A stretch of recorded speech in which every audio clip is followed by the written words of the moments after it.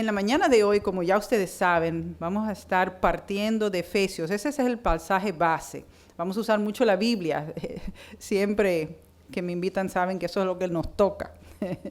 Entonces, es un pasaje como, por así decirlo, extraño, porque lo va a exponer una soltera, ¿verdad? Pero la palabra de Dios es para todas nosotras, no importa nuestra condición o estado civil. Y entiendo que hay mucho, ¿verdad?, para nosotras aquí.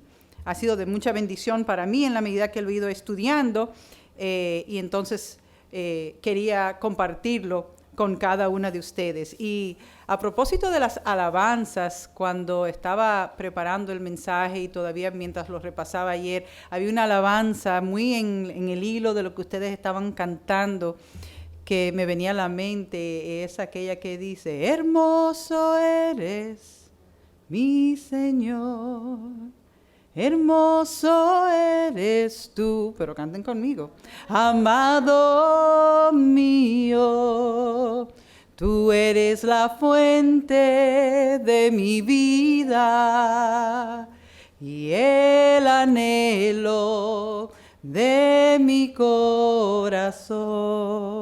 Que así sea, ¿verdad? Que Él siempre sea el anhelo de cada una de nuestros corazones. Y me venía a la mente porque pensaba, yo leo la palabra y no me canso. Es increíble que pueda existir un libro que uno lo lea y lo lea. Y es como que es nuevo cada día, ¿verdad? Siempre tiene palabra fresca y nueva para nosotras. No importa cuántos años tengamos en el Evangelio, no importa cuánto conozcamos la palabra o no. Ella es un manantial para cada una de nosotras. Y si bien es cierto que este libro es papel y tinta, si lo vemos desde ese punto de vista, es papel y tinta. Algunas personas dicen, no, eso no adoramos la Biblia. No, ciertamente, como papel y tinta no. Pero no podemos perder de vista que en este papel y en esta tinta, en este libro, está revelada la palabra de Dios. Ella es la revelación de Dios, ha sido inspirada por Él y eso le da un carácter distinto a un mero libro con tinta y papel, ¿verdad? Como le decía Pablo a Timoteo en 2 de Timoteo, capítulo 3, y ya le pido que vayan conmigo, ¿verdad? Y me caigan atrás en 2 de Timoteo, capítulo 3,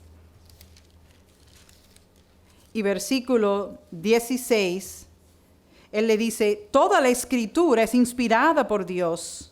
Por eso me maravilla. ¿Cómo no nos va a maravillar un libro que es inspirado por Dios, verdad? Y útil para enseñar, para redarguir, para corregir, para instruir en justicia, a fin de que el hombre o el siervo de Dios sea perfecto, enteramente preparado para toda buena obra.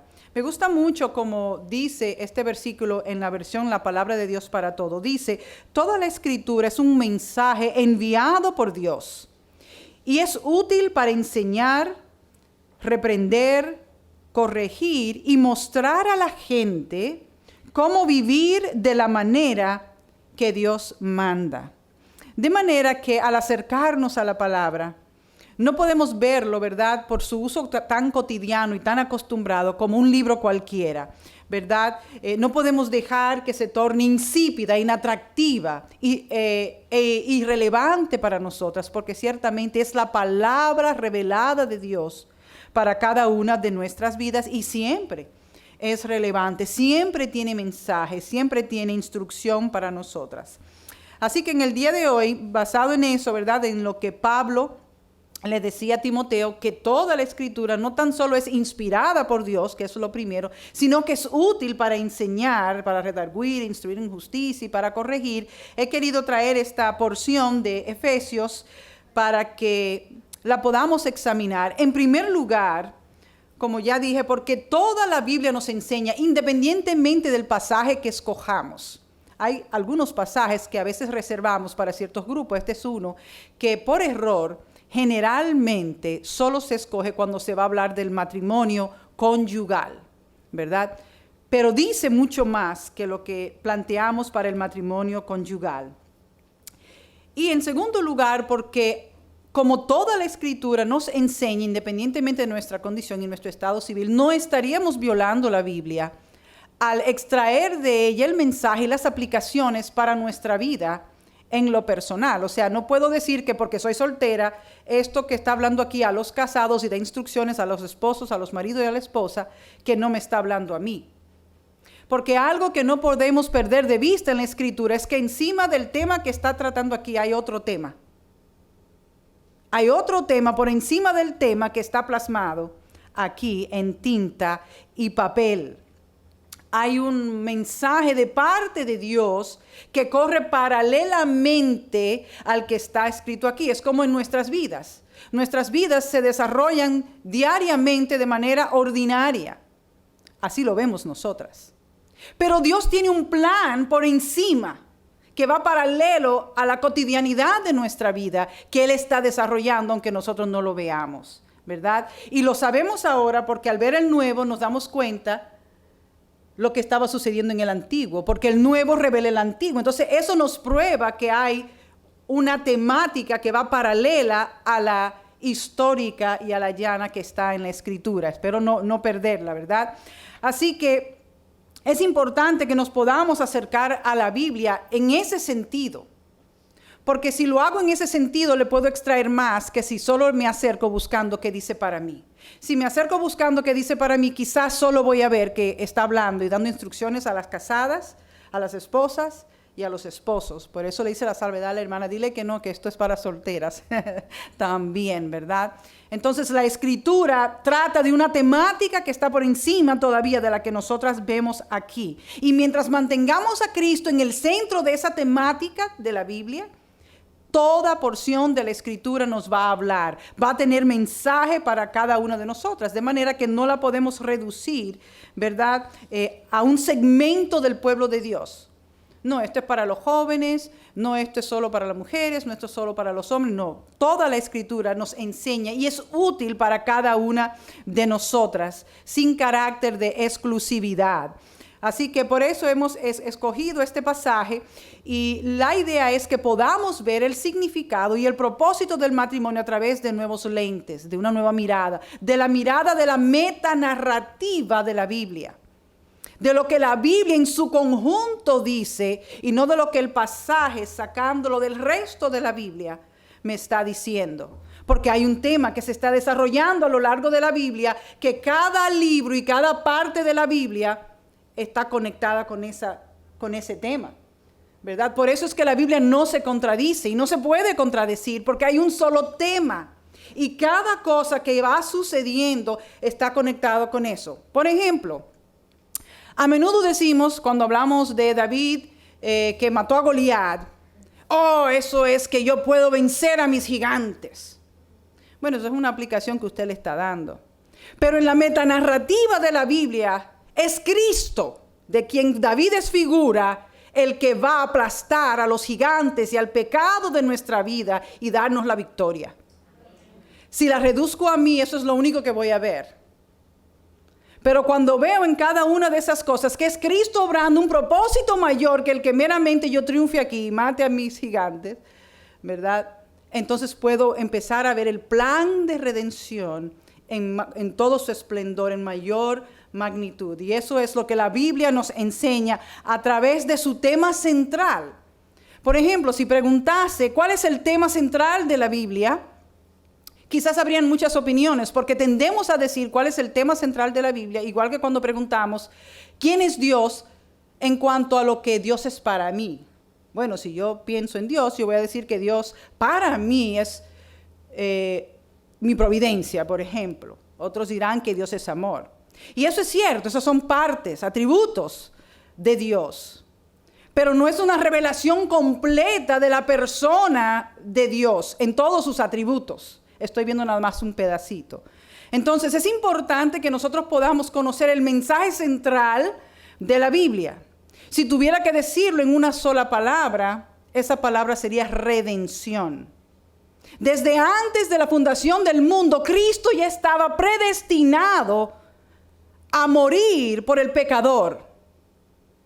Porque Él sabía que iba a fallar Adán y Eva en su previo conocimiento. Y conforme a eso, Él trazó un plan desde antes de la fundación del mundo para salvar al pecador, para luego recrear todas las cosas y ponerlo en una posición más alta junto a Dios en la nueva creación. ¿Me cogen la idea? Amén. Entonces, la metanarrativa, el tema central, la historia que está por encima de todas las historias, trata de la redención del hombre. Si amplío un poco más, pudiéramos decir que el tema central de la Biblia es la gloria de Dios a través de la redención del hombre obrada por Cristo para su gloria. Todo empieza y termina con Dios. Si la redención del hombre no le trajera gloria a Dios, no estuviera dentro del plan de redención.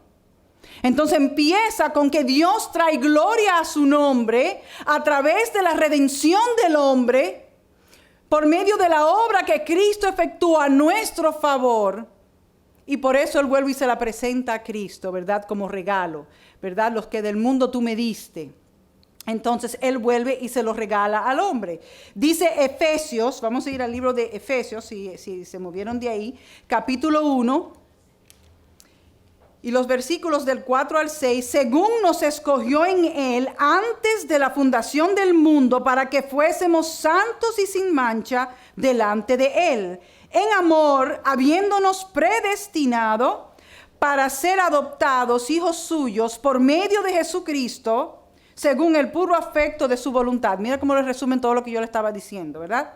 ¿Para qué? Para alabanza de la gloria de su gracia, con la cual nos hizo aceptos en el amado, con A mayúscula, en Cristo. ¿Verdad? Dice también en Efesios versículos 11 y 12, del mismo capítulo 1, en Él, o sea, en Cristo, asimismo tuvimos herencia, habiendo sido predestinados conforme al propósito del que hace todas las cosas según el designio de su voluntad, a fin de que seamos otra vez para alabanza de su gloria, nosotros los que primeramente esperábamos en Cristo. Ahí vuelve y recalca otra vez que la gloria de Dios es el motivo principal y lo que está en juego en el plan de redención obrado por Cristo a nuestro favor. Ahora, eso le da un cambio muy distinto a la Biblia, porque eso me dice que yo no soy el centro, sino que es Dios, que es Cristo. Entonces no puedo interpretar todos los pasajes como que se trata de mí. No, tengo que buscar primero a Cristo en la Escritura. Y lo que me está diciendo conforme a su plan de redención tiene que tener sentido y tiene que encajar antes de yo sacar aplicaciones personales para mí. No me puedo ir solo con mis aplicaciones personales, porque entonces como que me pongo unos lentes con una receta que no es la indicada para mi vista. Entonces voy a ver nublado, no voy a ver bien. Hay gente que dice, préstame tu lente, déjame ver, y se lo pone. No, déjame ver lo tuyo. Ah, sí, con este estoy un poco mejor. Y así nos pasa cuando no vemos la Biblia a través de su temática central para poder conectar los versículos a la temática. Por eso mucha gente dice, no, porque la Biblia es lo que me dice a mí, porque yo le interpreto así, pero dice Pedro que ninguna parte de la Escritura es de interpretación personal.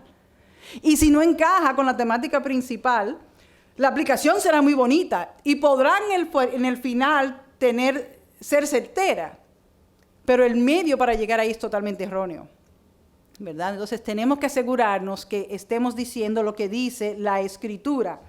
Pero también aquí en Efesios, ¿verdad? Es donde tenemos nuestro pasaje y dice en el versículo, vamos a leerlo desde el 13, dice, en Él también vosotros, hablando todavía de Cristo, fíjense que todo es en Cristo, en el amado, en Él, ¿verdad? Dice, habiendo oído la palabra de verdad, el evangelio de vuestra salvación, y habiendo creído en Él, fuisteis sellado con el Espíritu Santo de la promesa, que es las arras, anticipo, depósito o garantía de nuestra herencia, hasta la redención de la posesión adquirida. ¿Para qué? Para alabanza de su gloria. Entonces, el plan de redención trata de la gloria de Dios obrada por medio de la redención del hombre a través de Cristo.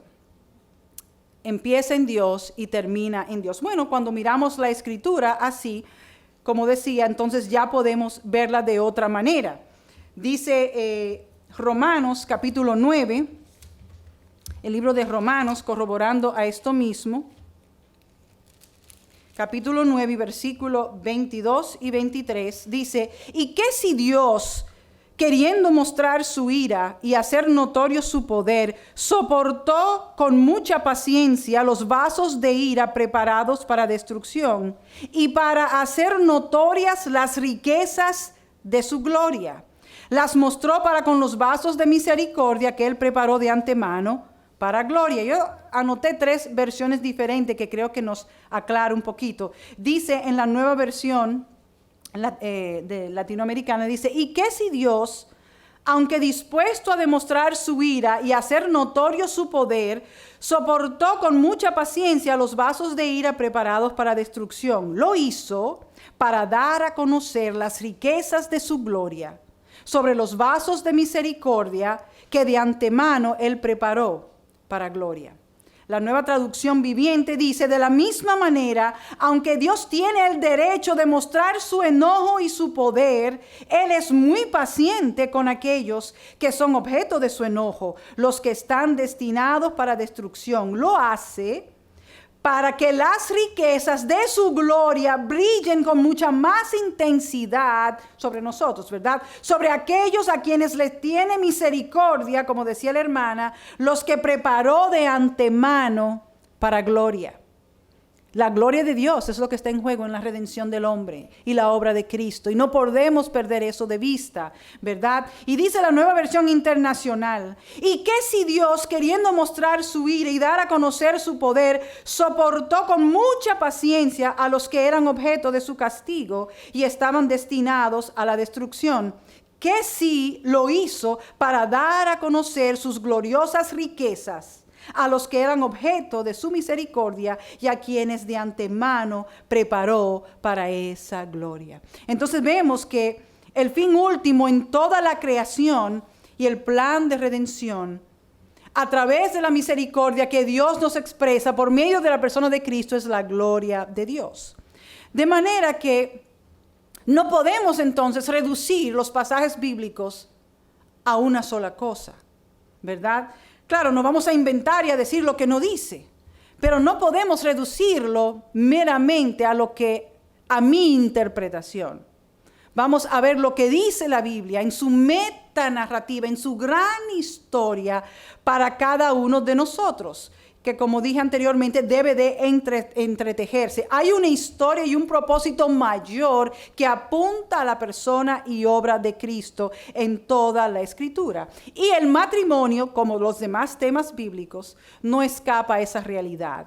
El tema del matrimonio encierra la narrativa bíblica de principio a fin, desde Génesis hasta Apocalipsis, ¿verdad? Lo vemos en la caída, en la creación y caída del hombre, en su redención y luego en su transformación o recreación de todas las cosas, ¿verdad? Porque seremos todos, junto a la creación, transformados, ¿verdad? Porque se ha corrompido toda por causa del pecado. Así que el matrimonio desde Génesis hasta Apocalipsis nos habla de la creación y la caída del hombre, de su redención y de su transformación o nueva creación cuando seamos llevados a nuestra casa, a nuestras moradas eternas, a la presencia de Cristo. Por eso es que Efesios 5 es para personas casadas, pero lo es para las solteras. Lo es para las madres solteras, para las viudas, para las divorciadas, para los hombres, es para todos, para los niños, para los mayores, porque la palabra de Dios es útil para todas nosotras, ¿verdad? A Dios sea la gloria por eso. Así que este pasaje tiene enseñanzas muy significativas y muy valiosas para cada una de nosotras. Y sobre todo acerca del significado del matrimonio que vamos a expandir, ¿verdad? En consonancia con la metanarrativa bíblica. Y una de las cosas que podemos ver en Efesios 5, que no lo vamos a volver a leer porque ya lo leímos y creo que es un pasaje bastante conocido entre todas las de la casa, que parece ser que son todas creyentes, ¿verdad? Es que el matrimonio nos habla acerca de la unión y la relación entre Cristo y su iglesia. Eso es lo primero. Porque toda la Biblia de eso es que me está hablando. Entonces, antes de decir que me habla del hombre y de la mujer, aunque menciona al marido y a la esposa, y por eso está también entretejido en los mismos versículos, hablando de Cristo y de su iglesia, más digo esto de Cristo y de su iglesia, dice el pasaje, ¿verdad? La porción que tenemos aquí de Efesios, al hablar del matrimonio, en primer lugar me está hablando acerca de la unión que se ha efectuado y la relación que existe entre Cristo y su iglesia. Esa iglesia que está compuesta por todos los que han sido redimidos por su sangre, de toda lengua, tribu y nación, a lo largo de todas las edades, ¿verdad? En segundo lugar, también me habla de la unión y la relación entre Cristo y sus siervos, porque ¿quién es la iglesia de Cristo? Sino los siervos de Cristo, tú y yo. Los que componemos ese cuerpo místico, ¿verdad? Porque sabemos que la iglesia no son las cuatro paredes. Entonces es la relación de Cristo y su iglesia como organismo, la iglesia universal, pero también de manera personal de la relación, la unión, la interacción de Cristo con los suyos, de manera individual y particular. Pero también es la unión y la relación entre el marido y la mujer, porque no nos podemos perder, ahí lo dice, ¿verdad? Es la relación entre el marido y la mujer, pero más ampliado, entre personas que comparten una misma vida. Porque eso se supone que hace el marido y la mujer, comparten una misma vida, y vamos a volver en un momentico a todo eso. Pero también me habla de la unión y la relación de los siervos de Cristo, que son la iglesia o el cuerpo, ¿verdad? Entre sí. Porque los miembros del cuerpo de Cristo se relacionan.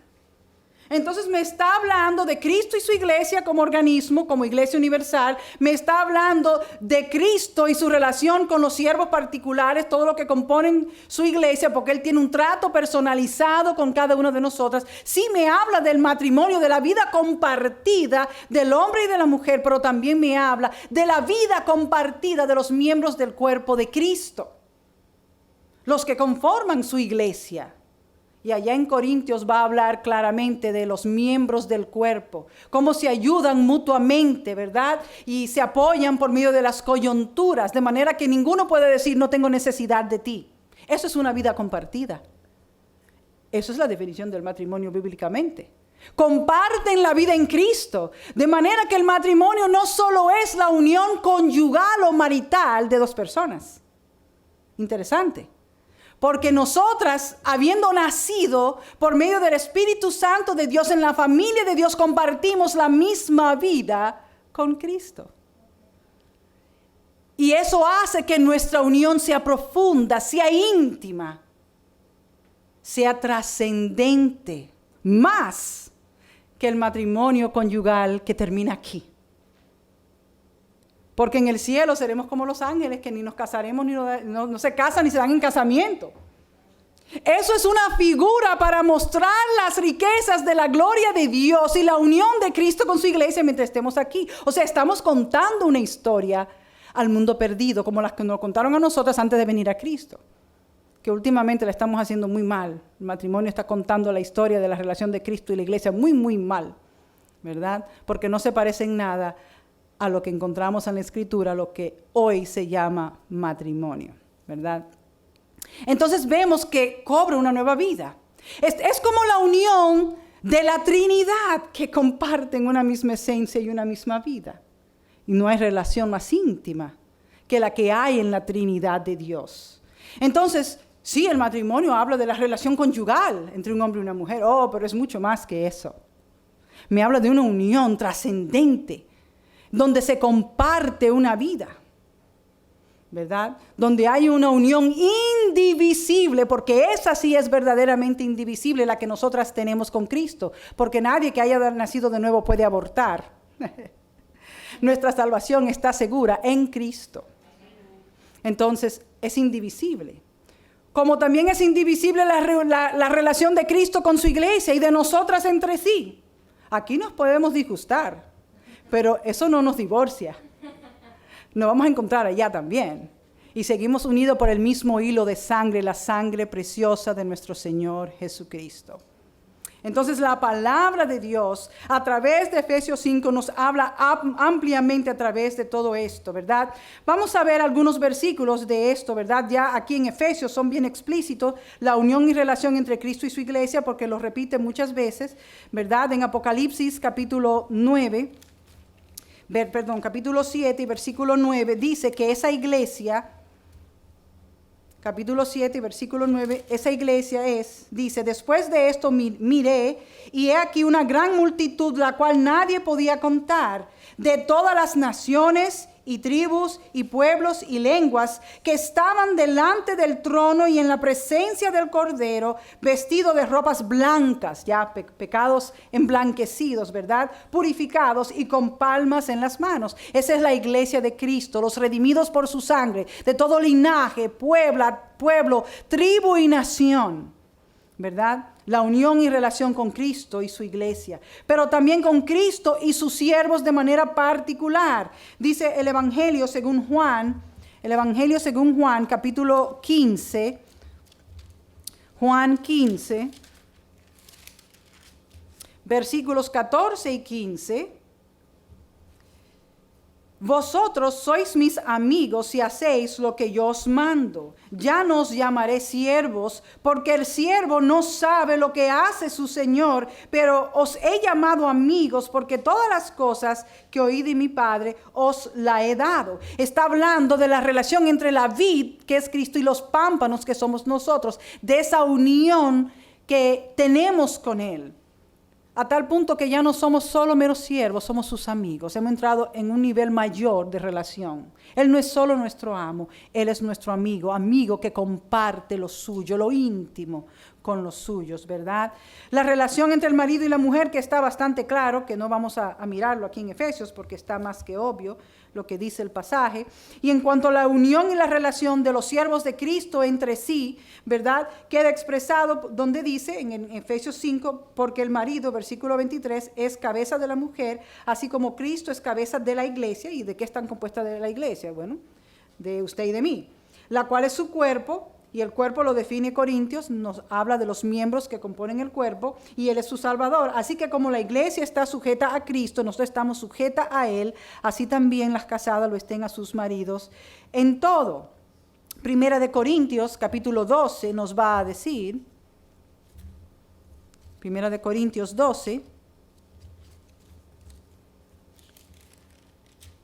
versículos 26 y 27 nos dice, de manera que si un miembro padece, todos los miembros se duelen con él, y si un miembro recibe honra, todos los miembros con él se gozan. Vosotros pues sois el cuerpo de Cristo y miembros cada uno en particular. Somos miembros de ese cuerpo de Cristo.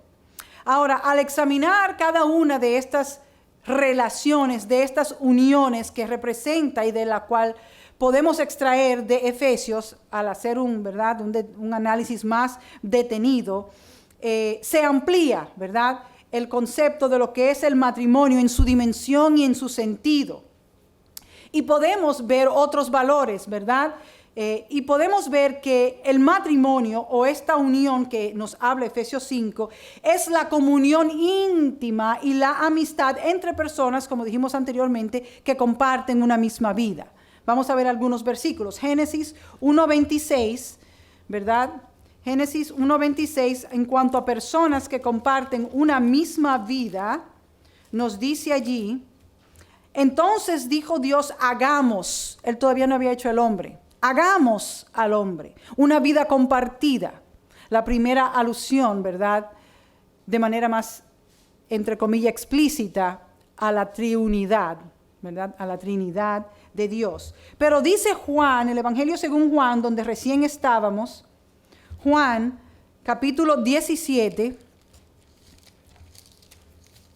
fíjense lo que dice el Señor aquí, versículo 6.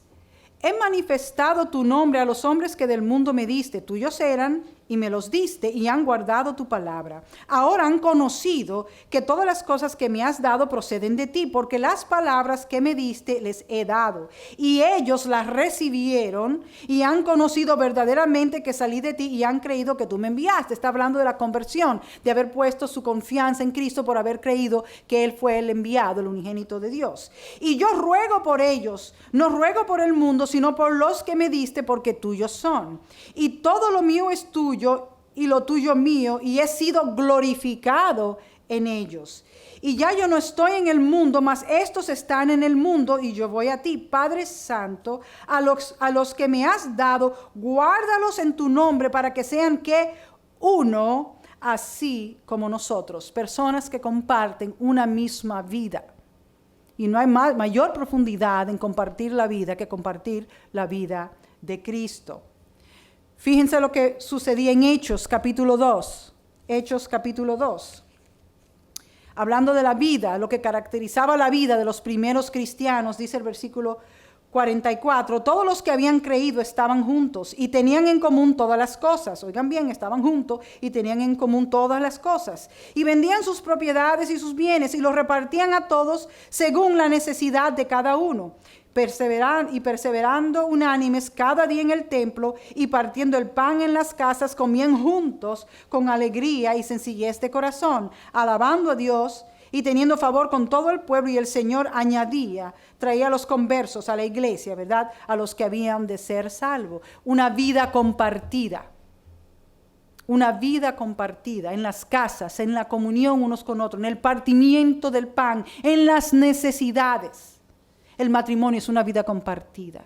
Y esa vida compartida se ha perdido en la iglesia, donde ahora llega un grupo de espectadores, ve un culto muy bonito y se va. Pero los miembros no se conocen entre sí. No hay amistad entre los miembros del cuerpo de Cristo. Y yo eso, si hay algo que en esta vida yo lamento y yo extraño, es ese tipo de koinonía, como decía la hermana. Porque yo vengo de una iglesia, como la mayoría seguramente de ustedes, en sus diferentes países y la que son de Dominicana. Bueno, y quizás aquí su iglesia es así también, donde los hermanos no eran hermanos de labios, sino hermanos de verdad. Mis amigos son mis hermanos de la fe y los que conservo hasta el día de hoy. Con los del mundo podemos tener afinidades e intereses comunes, pero cuando ese interés termina, ahí quedó la amistad. Bueno, puede que un día nos llamemos, nos saludemos, pero mi amistad y mi hermandad con los hermanos en la fe, bueno, fíjense que cuánto tiempo yo no venía aquí. Y las saludo como que las vi ayer. Y mis hermanos de Santo Domingo, ¿hace qué? ¿Cuánto hará? 30 años quizás que yo salí de allá. Y nada ha cambiado.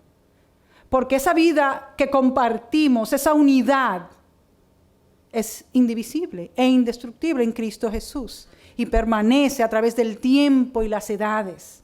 Eso debe seguir siendo la vida que caracteriza a la iglesia. Yo no debo de estar en una iglesia que yo no conozca a mis hermanos, y mis hermanos me conozcan a mí, que yo deje de ir y nadie se dé cuenta.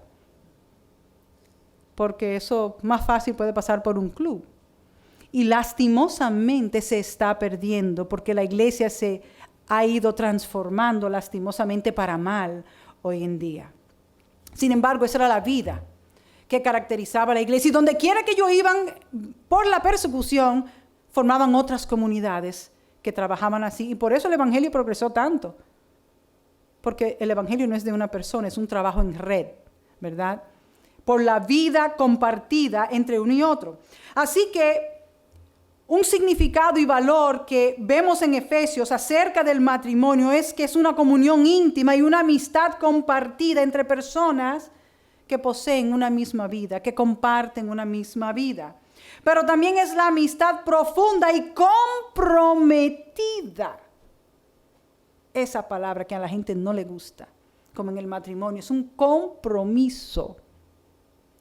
Anterior a ser un compromiso de amor o un contrato de amor, es un pacto, un compromiso con Dios. Y eso lo hace distinto de todo otro tipo de relación que podamos tener. Dios es el principal testigo y el que une, el que crea esa institución, la primera creada por Dios, ¿verdad? Que es el matrimonio. Entonces, muchas personas dicen, ay, ya no lo quiero, ya no la quiero, ya no estoy enamorada. Así, tú puedes no estar enamorada, pero tú tienes un compromiso. Pero el mundo se casa en base a que si está enamorada, si no está enamorada, si ya lo dejé de amar. ¿Y qué pasó con el compromiso? El compromiso es lo que nos mantiene unidos cuando estamos en Cristo, salvo ciertas circunstancias que sabemos que se prestan, ¿verdad? Y vemos esa amistad profunda y comprometida en el cuerpo de Cristo. Yo tengo responsabilidad con ustedes y ustedes conmigo. Me tienen que jalar orejas. Si ustedes están haciendo muchas cosas bonitas, que Violeta, que Amber. Sí, pero si Violeta no está haciendo eso, me tienen que jalar la oreja. Y mi hermana no se está congregando, hermana, y qué de su vida. Los hermanos de Santo Domingo, lo primero que me llaman, cuando me llaman, lo primero que me preguntan es ¿cómo está la fe? Bueno, ellos siempre saben, porque yo me comunico con ellos. Pero esa es su primera pregunta. Entonces me preguntan, ¿cómo va la obra? O sea, preguntan por mí y mi relación con Cristo. Por mí y la iglesia, ¿cómo va la obra? Y luego, ¿cómo está tu familia? Mi familia natural. Y es así. Entonces, eso es sumamente importante porque hay un compromiso. Yo estoy comprometida contigo y tú conmigo. Por medio de la sangre de Cristo, por la unión que Cristo ha creado entre nosotras y Él y entre nosotras unas con otras, porque somos parte de ese mismo cuerpo y no puedo decir que no te necesito.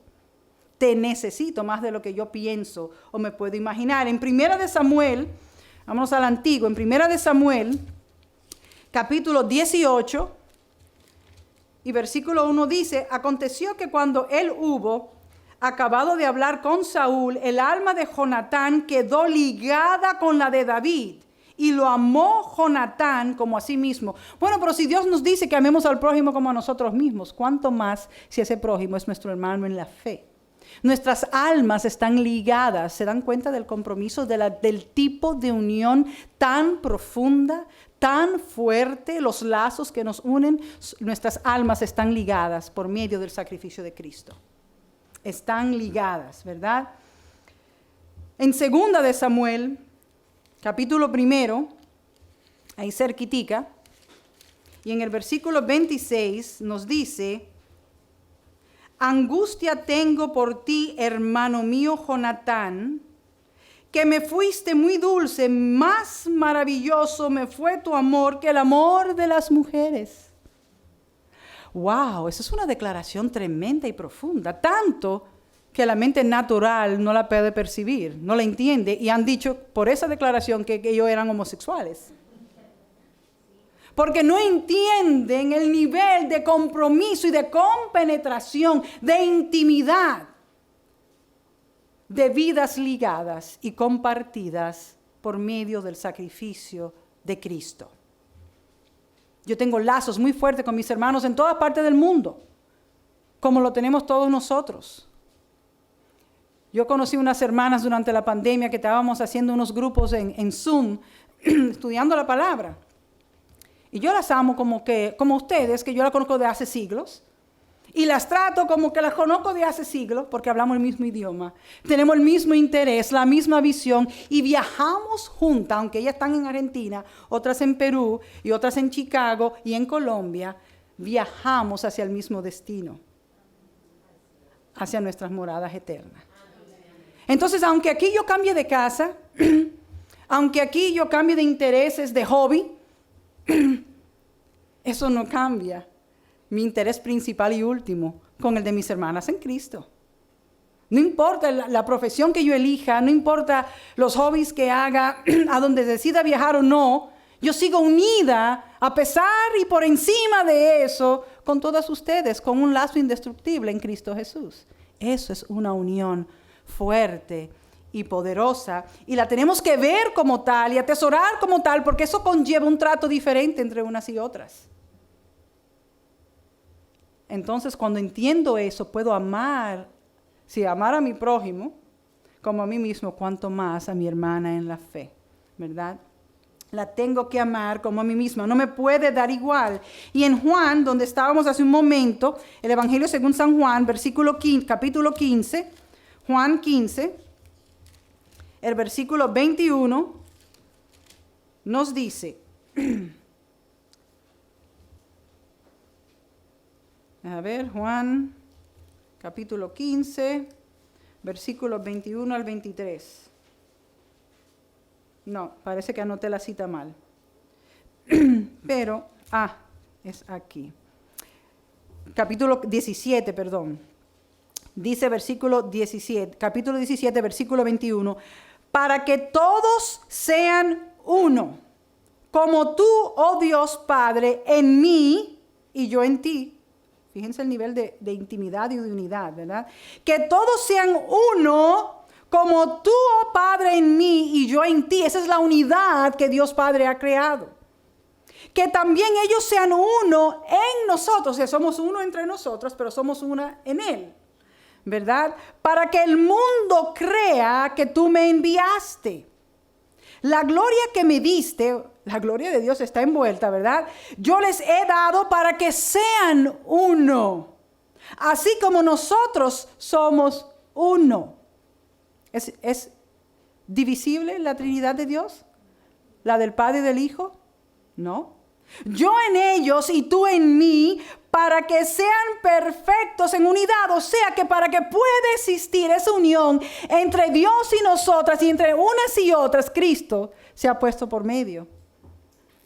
Y yo en ellos y tú en mí, para que sean perfectos, completos en unidad, para que el mundo conozca que tú me enviaste y que los has amado a ellos como también a mí me has amado.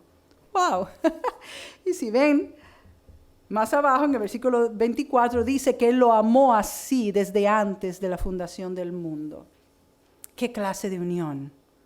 Tan trascendental, tan profunda, tan íntima, tan fuerte, indivisible. Bueno, cuando miramos esa definición del matrimonio nos damos cuenta que el matrimonio conyugal es muy, bueno, la mayoría, porque hay algunos que son muy buenos, ¿verdad? Hemos visto ese ejemplo. No estamos diciendo que son perfectos, ¿verdad? Porque es normal, y más con el pecado, de que hayan problemas. Y eso es parte del crecimiento y del ir madurando.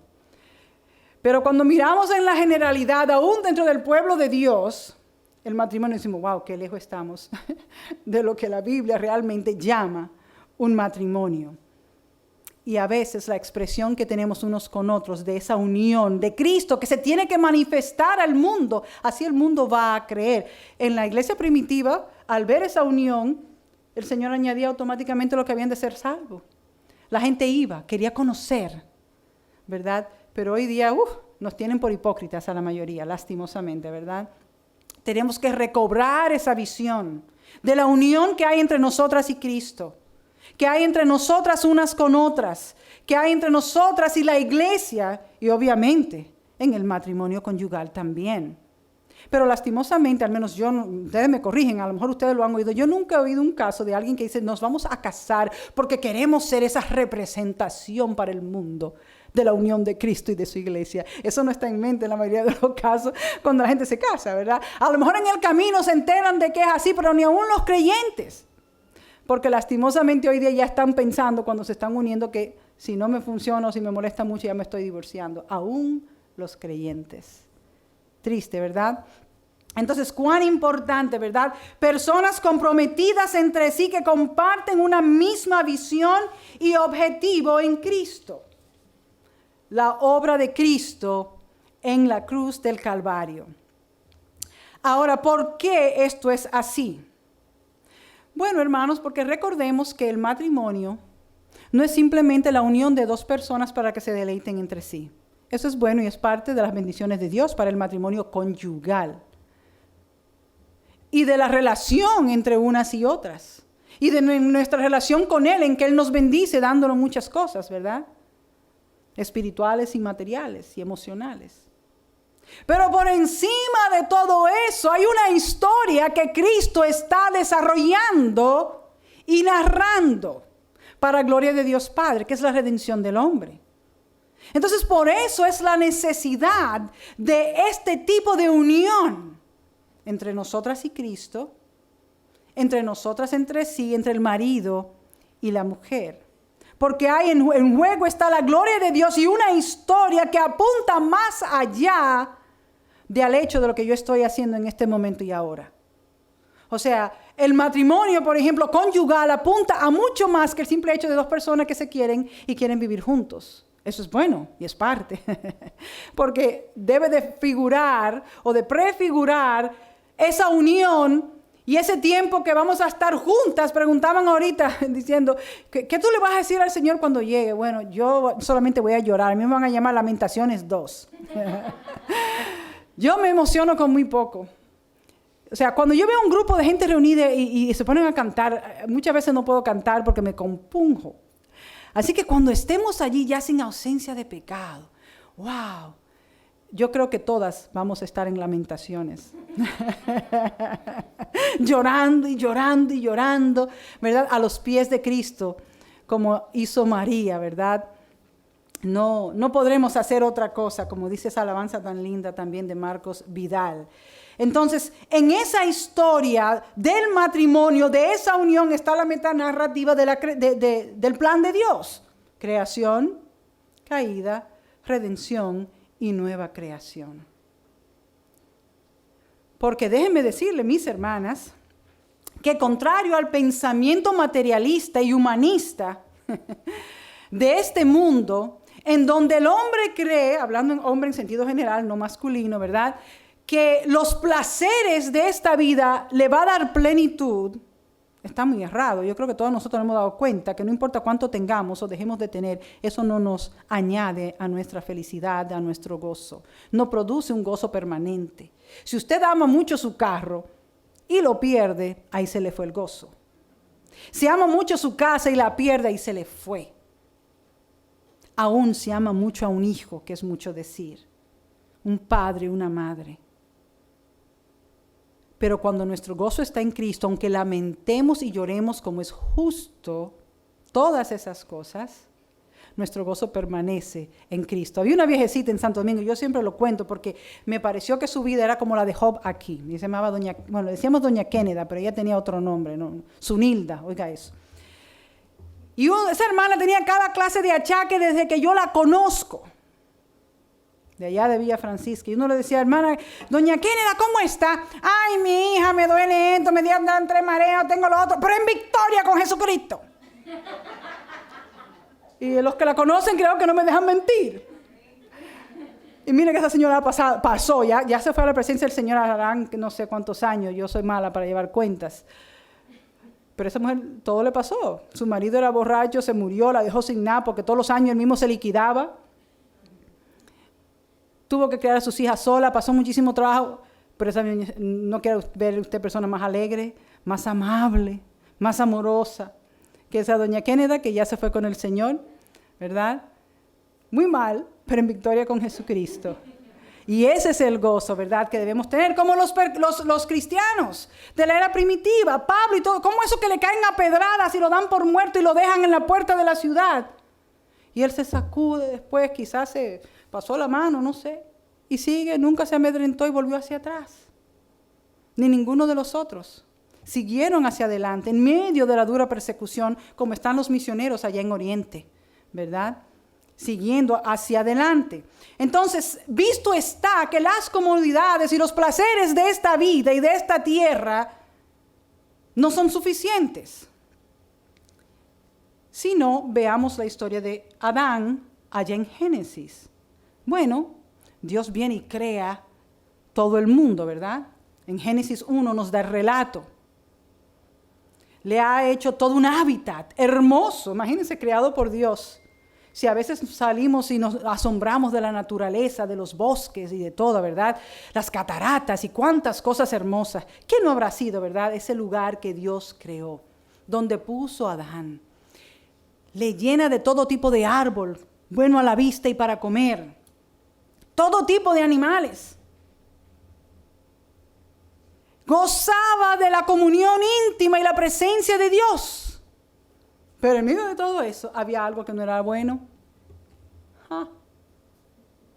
¿Cómo que si tenía Dios? Pero había algo que no era bueno, nos dice la Biblia. Que el hombre estuviera solo.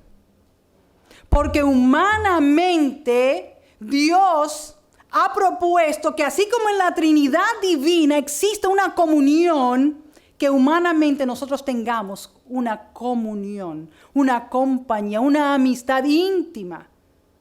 profunda como las que Él tiene en la Trinidad. Humanamente, en el plano horizontal, no había compañera. No había compañía, no había ayuda para Adán. Eso nos muestra la importancia y la necesidad que tenemos unos de otros.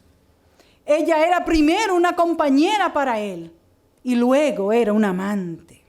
Pero hoy día nada más son amantes, ¿verdad? En Cantares, vamos a ir al libro de Cantares un momentico para ver lo que dice la Sulamita. En Cantares 5. Hace rato que ustedes no iban a ese libro, ¿verdad? Yo lo sé porque hay libros que nunca se tocan.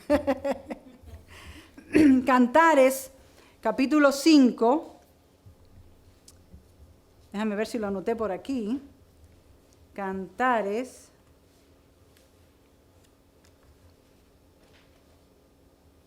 A ver. Sí, capítulo 5, versículo 16. Fíjense lo que dice la parte B. Tal es mi amado, tal es mi amigo, oh doncellas de Jerusalén. Su amado era también su amigo, no solo su amado. Nos habla de que es importante, aún en la relación conyugal, que tiene que haber una amistad profunda, porque la amistad cubre todas las faltas. Pero cuando en el matrimonio no hay amistad y se va la belleza, hay un problema, ¿verdad? O cuando la mujer nos resultó que no cocina bien o algo así, es un problema. Pero si hay amistad, cubre toda multitud de pecados. Y vamos entonces, ¿verdad? Yo cocino, yo te ayudo, no importa, comamos fuera, se le busca la vuelta, ¿verdad? Y eso hace una amistad. Busca ayudarnos, lo cual nos presenta con otro aspecto importante y fundamental de la relación de matrimonio, de esa unión tan importante que nos enseña, ¿verdad?, el libro de Efesios en el capítulo 5. Efesios capítulo 5. Y es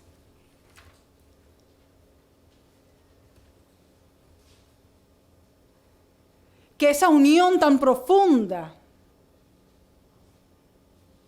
nos responsabiliza con el crecimiento del otro.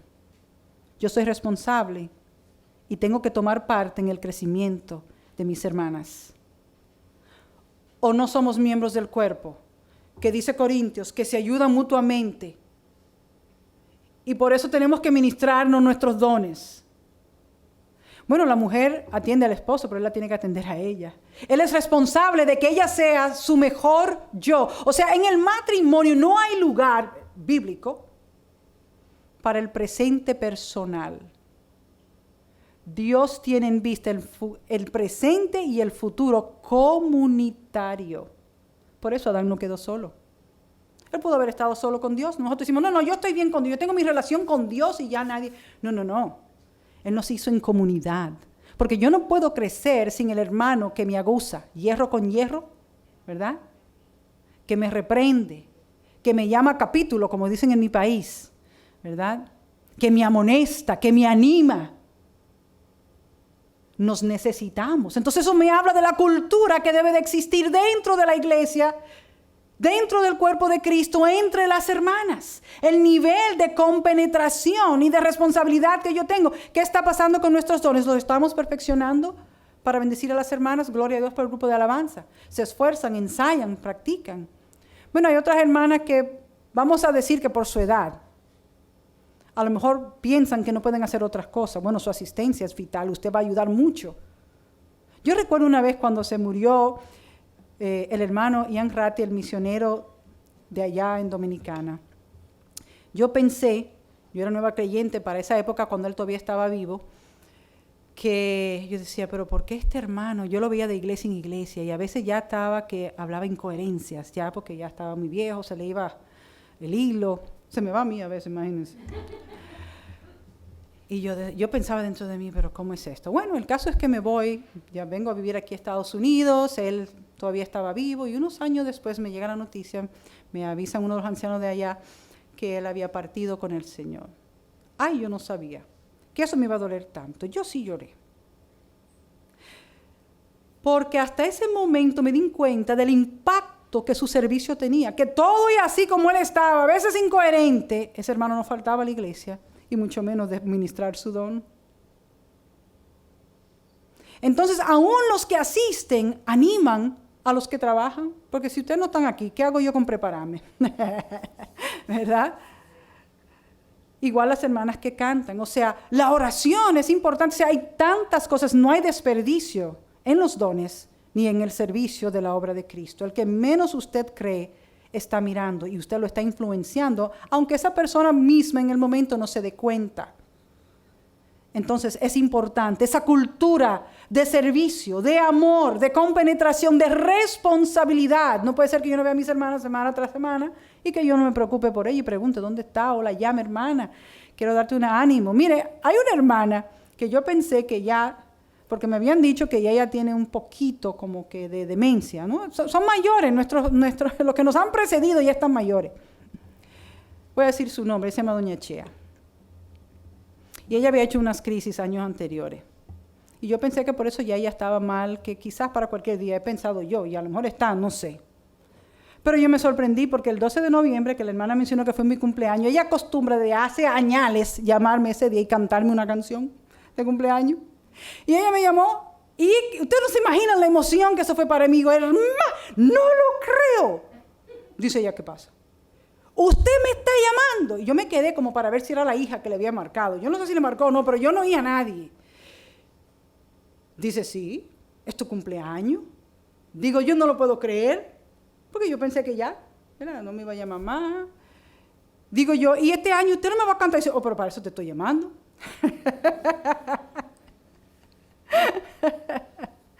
Eso me alegra el corazón. Para mí eso vale más que el oro, ¿no? Así que esas cosas, esos detalles aún pequeños, no es que en la pareja, en el amor conyugal, que la florcita, no que me dio un beso, no que me sorprendió, con tonterías, pero son esos detalles. Entonces, hermana, no escatime de las diversas maneras que usted puede servir o manifestar su amor a las hermanas dentro de la obra. Así que Adán le necesitó en el plano horizontal, compañera, amiga, ayuda, amante. Claro, ellos iban a poblar la tierra. Pero ellos hubieran podido quedar ellos solitos con Dios ahí. Ah, no, pero no. La gloria de Dios es tal que ¿cómo Él se la va a reservar para sí solo? Él tiene millares de ángeles que lo pueden disfrutar, pero Él ha querido hacernos partícipe. Entonces nosotros también debemos querer hacer a otros que no conocen a Cristo partícipe de las buenas nuevas de salvación, porque ellos van hacia la perdición. O sea, no solo es que no van a disfrutar de la presencia de Cristo, sino que lo que les espera sin Cristo es terrible, ¿verdad? Entonces, eso cambia aún nuestra visión de la evangelización dentro de la obra de Dios. Así que el haber sido creadas por Dios de manera imprescindible, por llamarlo de alguna manera, imprime en nosotras las mismas características dentro de sus atributos comunicables que las que Él tiene, porque hay atributos que no tenemos, nosotros no somos omniscientes como Él, ¿verdad? Pero Dios es amor, aunque no amemos al grado de Él, pero eso es un atributo que Él nos comunica, que nos puede comunicar, no la omnisciencia, ¿verdad? Ni la omnipotencia, por ejemplo. Pero de ser seres gregarios, de necesitar andar y vivir en comunión. Un cristiano, como un carbón, fuera del fuego se va a apagar tarde que temprano. No va a poder sobrevivir alejado de la candela, ¿verdad? Y así dentro del cuerpo de Cristo. Así que fuimos creadas para tener relaciones y tenerlas significativamente. Esas relaciones nada más que triviales del trabajo. Ah, buenos días. Ah, sí, muy chévere, por bien que se lleven en el trabajo. Y después que vino y te vi en la iglesia, canté y me fui y ya no sé de más nadie hasta que llegue el otro domingo. Y eso que si no falto al siguiente, porque ahora sí es que estamos, ¿verdad? Y nos vemos en 2 semanas o en 3, quién sabe. Y más ahora que lo puedo ver por internet, pues para menos, ¿verdad? No. Ese no es el tipo de relación que acabamos de ver y que nos muestra la Escritura. Es una donde yo estoy involucrada para tu bien, para que tú mejores. Porque acuérdense que en la metanarrativa de la Biblia está la creación y la caída del hombre, la redención, pero ahí no se queda. Vamos rumbo a la transformación que en esta vida se llama la santificación progresiva hasta que seamos transformadas por completo ya en la presencia del Señor. Bueno, en esa santificación o transformación progresiva que Cristo ha comenzado, como dice Filipenses 1:6, que aquel, dice aquí, estando persuadido de esto, que el que comenzó en vosotros la buena obra, la perfeccionará hasta el día de Jesucristo. Él lo hace en medio de su pueblo. Él me está perfeccionando a mí en medio de su cuerpo. Con las hermanas afables y las que no lo son. Con las que trabajan y las que no. Aunque a veces tengamos que ir más forzadas porque otras no lo quieren hacer. Pero eso no es excusa para yo tirar la toalla. Al contrario. El amor que yo le tengo a Cristo y la deuda espiritual que tenemos para con Él no puede ser alterada por mis hermanas. Porque no fueron ellas las que murieron por mí. ¿Cómo que yo voy a dejar de servir a Cristo porque ésta hizo tal cosa? Ese es su problema con Él. Pero Él murió por mí. Él me amó. Él me bendice cada día. No porque yo me porte bien. Porque todas nosotras sabemos que a menudo nos portamos mal. Aún en las cosas más sencillas. ¿Quién es aquel que nunca peca y siempre hace el bien? No lo hay. ¿Verdad? Por naturaleza somos pecadoras. Y tenemos que luchar con nuestra carne en contra de los deseos pecaminosos de nuestra carne, aún teniendo el Espíritu Santo, ¿verdad? En nosotros. O no decía el apóstol Pablo, lo que quiero hacer, eso no hago. ¿Verdad?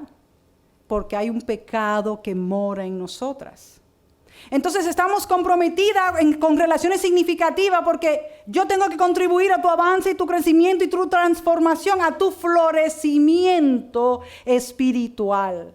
Eso te va a ayudar para reflejar a Cristo en el mundo, para dar un testimonio digno de Cristo en el mundo. Te va a ayudar en tu matrimonio, en tu familia, con tus hijos, con tus parientes que no conocen a Cristo, para traer gloria al nombre de Dios, que es lo primero. Entonces yo estoy comprometida contigo, como la relación que hay en la Trinidad, que es indivisible. Dios nos creó no solo con la capacidad, sino con la necesidad de tener estas relaciones humanas. Necesitamos. Yo puedo trabajar en mi casa. Hay gente que no puede, siempre tiene que estar con otros. Yo salgo y estoy con otros. Pero Dios nos creó con esa necesidad. ¿Verdad? Adán necesitaba su eser, que es la palabra hebrea para compañera, ayuda idónea, ¿verdad? Su amiga. Y cuando Dios finalmente se la trae allá en Génesis, ¿verdad? ¿Qué le dice a él? ¿Qué dice Adán parafraseado? Bueno, dicen los comentaristas que lo que él dijo, lo dijo en un lenguaje poético, cuando dijo, esto es ahora huesos de mis huesos y carne de mi carne. Esta será llamada varona porque del varón fue tomada. Dicen los comentaristas que él dijo esto fue una exclamación de asombro y poética. Básicamente lo que él estaba diciendo es, esta es una parte de mí, justo lo que me faltaba. Porque hasta que ella no llegó había algo que no era bueno en el huerto. Entonces, mis amadas, cuando tú faltas a la iglesia, se siente aunque no te lo digan o aunque tú no lo creas. Cuando no testificas de Cristo, hace falta, aunque otros no te lo digan, pero la palabra te lo dice.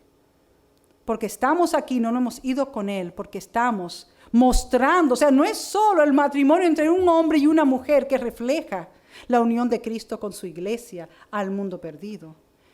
Nuestra unión y sujeción a la iglesia como miembros del cuerpo de Cristo muestra esa unión a otros también. Por eso va a decir Efesios en el capítulo 5 y en el versículo 21, dicen los comentaristas que en la versión original, desde el versículo 18 hasta el 21, es un solo versículo.